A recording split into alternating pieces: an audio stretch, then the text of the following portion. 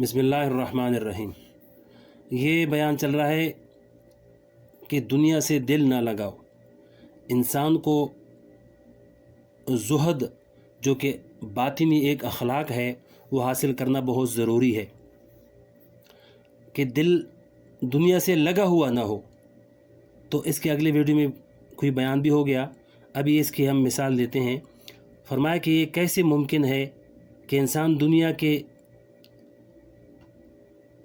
سب کام انسان کے ساتھ لگے ہوئے ہیں، تو پھر یہ کیسے ہو سکتا ہے کہ انسان دنیا کے اندر بھی رہے اور دنیا کی ضروریات بھی پوری کرے، لیکن اس کے ساتھ ساتھ دل میں دنیا نہ آئے، دل میں دنیا سے بے رغبتی پائی جائے۔ ان دونوں کا ایک ساتھ جمع ہونا مشکل نظر آتا ہے۔ یہی وہ کام ہے حضرات انبیاء علیہ السلام اور ان کے وارثین آ کر سکھاتے ہیں کہ کس طرح تم دنیا میں رہو اور دنیا کی محبت کو دل میں جگہ نہ دو۔ ایک حقیقی مسلمان دنیا کے اندر بھی رہے گا، دنیا والوں سے تعلق بھی قائم کرے گا، حقوق بھی ادا کرے گا، لیکن اس کے ساتھ ساتھ اس کی محبت سے بھی پرہیز کرے گا۔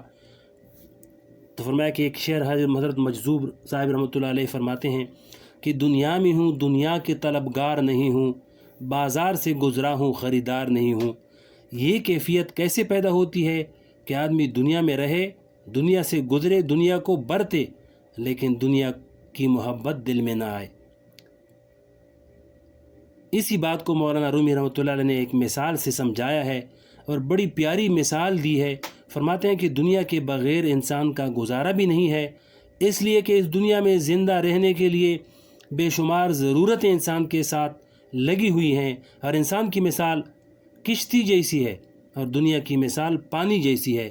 جیسے پانی کے بغیر کشتی نہیں چل سکتی، اس لیے کہ اگر کوئی شخص خشکی پر کشتی چلانا چاہے تو نہیں چلے گی۔ اسی طرح انسان کو زندہ رہنے کے لیے دنیا ضروری ہے۔ انسان کو زندہ رہنے کے لیے پیسہ چاہیے، کھانا چاہیے، پانی چاہیے، مکان چاہیے، کپڑا چاہیے، اور ان سب چیزوں کی اس کو ضرورت ہے، اور یہ سب چیزیں دنیا ہیں۔ لیکن جس طرح پانی کشتی کے لیے اس وقت تک فائدہ مند ہے جب تک وہ پانی کشتی کی نیچے ہے اور اس کے دائیں بائیں اور آگے پیچھے ہے، اور وہ پانی اس کشتی کو چلائے گا، لیکن اگر وہ پانی دائیں بائیں کے بجائے کشتی کے اندر داخل ہو گیا تو وہ کشتی کو ڈبو دے گا، تباہ کر دے گا۔ اسی طرح دنیا کا یہ اسباب اور دنیا کا یہ ساز و سامان جب تک تمہارے چاروں طرف آگے پیچھے ہو تو پھر کوئی ڈر نہیں، اس لیے کہ یہ ساز و سامان تمہاری زندگی کی کشتی کو چلائے گا۔ لیکن جس دن دنیا کا یہ ساز و سامان تمہارے ارد گرد سے ہٹ کر تمہارے دل کی کشتی میں داخل ہو گیا، اس دن تمہیں ڈبو دے گا۔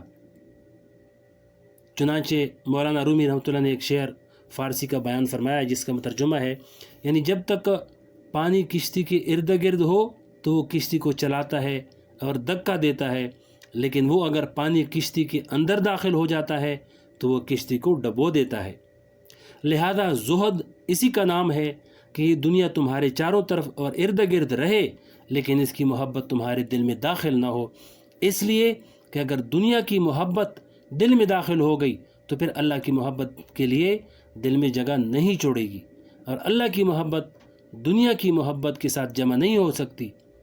میرے والد ماجد مفتی محمد شفیع صاحب رحمۃ اللہ علیہ ایک شعر سنایا کرتے تھے، غالباً حضرت حاجی امداد اللہ صاحب مہاجر مکی رحمۃ اللہ علیہ کے شیخ حضرت میاں جی نور محمد رحمۃ اللہ علیہ کی طرف یہ شعر منسوب فرماتے تھے۔ وہ انہی کی مقام کا شعر ہے۔ فرماتے ہیں، بر رہا ہے دل میں حب جاہ و مال، بر رہا ہے دل میں حب جاہ و مال، کب سماوے اس میں حب ذوالجلال۔ یعنی جب مال و جاہ اور منصب کی محبت دل میں بری ہوئی ہے تو پھر اس میں اللہ تعالیٰ کی محبت کیسے سما سکتی ہے؟ اس لیے حکم یہ ہے کہ اس دنیا کی محبت کو دل سے نکال دو۔ دنیا کو نکالنا ضروری نہیں، دنیا کو ترک کرنا ضروری نہیں، لیکن دنیا کی محبت نکالنا ضروری ہے۔ اگر دنیا ہو لیکن بغیر محبت کی ہو تو وہ دنیا نقصان دہ نہیں ہے۔ اس کی ایک اور مثال دی ہے، میں کہ عام طور پر یہ بات سمجھ میں نہیں آتی کہ ایک طرف تو انسان اس دنیا کو ضروری بھی سمجھے اور اس کی اہمیت بھی ہو، لیکن دل میں اس کی محبت نہ ہو۔ اس بات کو ایک مثال سے سمجھ لیں۔ آپ جب ایک مکان بناتے ہیں تو اس مکان کے مختلف حصے ہوتے ہیں. ایک سونے کا کمرہ ہوتا ہے، ایک ملاقات کا کمرہ ہوتا ہے، ایک کھانے کا کمرہ ہوتا ہے، کچن ہوتا ہے وغیرہ وغیرہ. اور اس مکان میں آپ ایک بیت الخلاء بھی بناتے ہیں، اور بیت الخلاء کے بغیر وہ گھر نامکمل ہے. اگر ایک گھر بڑا شاندار بنا ہوا ہے، کمرے اچھے ہیں، بیڈ روم بڑا اچھا ہے، ڈرائنگ روم بہت اعلیٰ ہے، کھانے کا کمرہ اچھا ہے، اور پورے گھر میں بڑا شاندار اور قیمتی قسم کا فرنیچر لگا ہوا ہے، مگر اس میں بیت الخلاء نہیں ہے، بتائیے کہ وہ گھر مکمل ہے یا ادھورا ہے؟ ظاہر ہے کہ وہ گھر ناقص ہے، اس لیے کہ بیت الخلاء کے بغیر کوئی مکان مکمل نہیں ہو سکتا.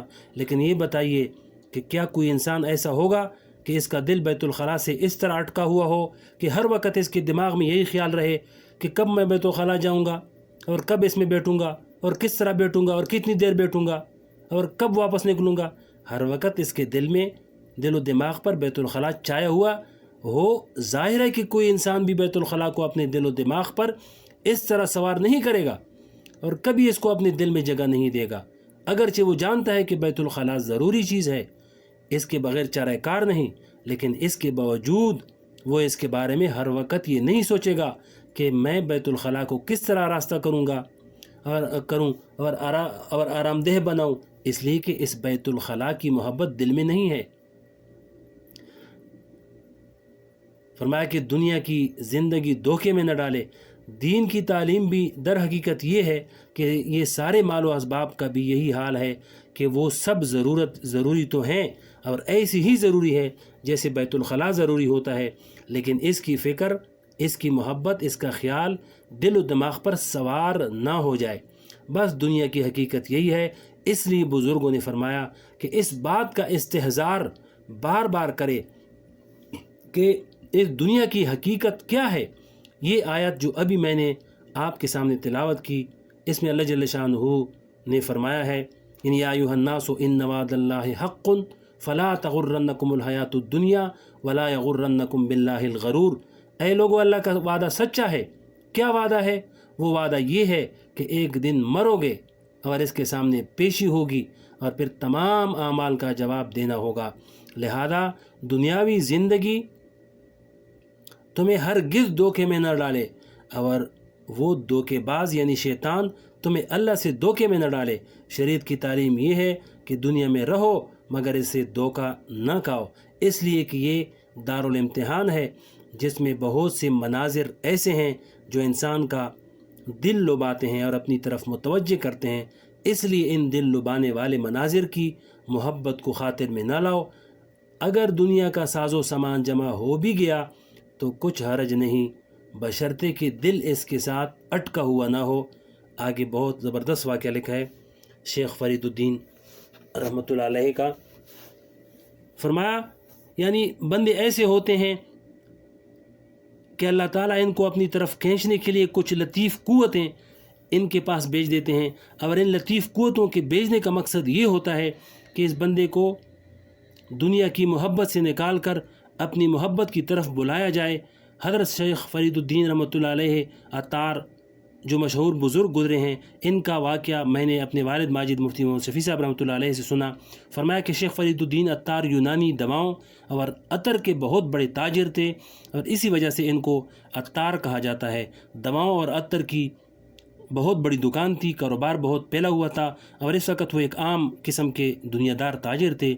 ایک دن دکان پر بیٹھے ہوئے تھے اور دکان دواؤں اور عطر کی شیشوں سے بھری ہوئی تھی. اتنے میں ایک مجذوب قسم کا درویش اور ملنگ آدمی دکان پر آ گیا اور دکان میں داخل ہو گیا، اور کھڑا ہو کر پوری دکان میں کبھی اوپر سے نیچے کی طرف دیکھتا ہے، کبھی دائیں سے بائیں طرف دیکھتا ہے، اور دواؤں کا معائنہ کرتا رہا. کبھی ایک شیشی کو دیکھتا ہے، کبھی دوسری شیشی کو دیکھتا ہے.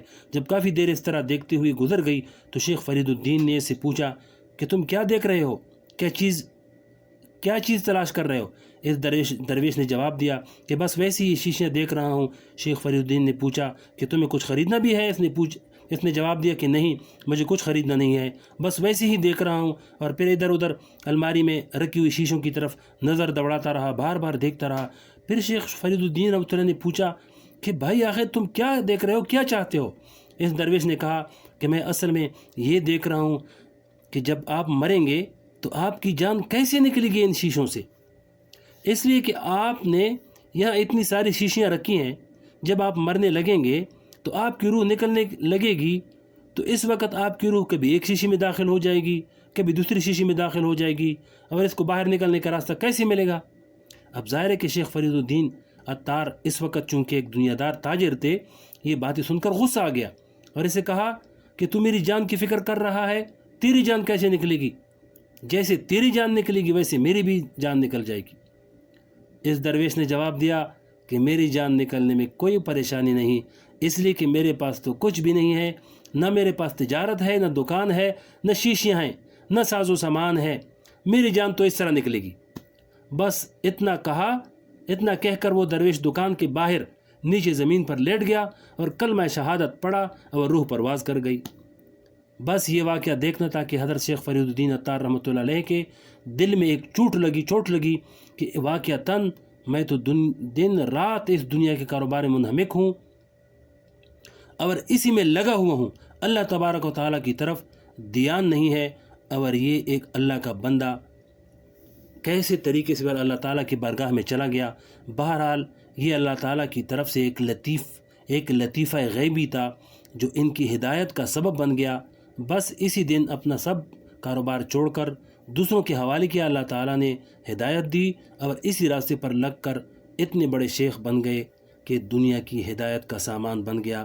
تو اسے اگلے ویڈیو میں ابراہیم بن ادہم کا واقعہ ہے، پھر آخر میں خلاصہ ضرور سنیں، اور اگلی ویڈیو میں انشاءاللہ سنائیں گے، یہ ویڈیو لمبی ہوگی۔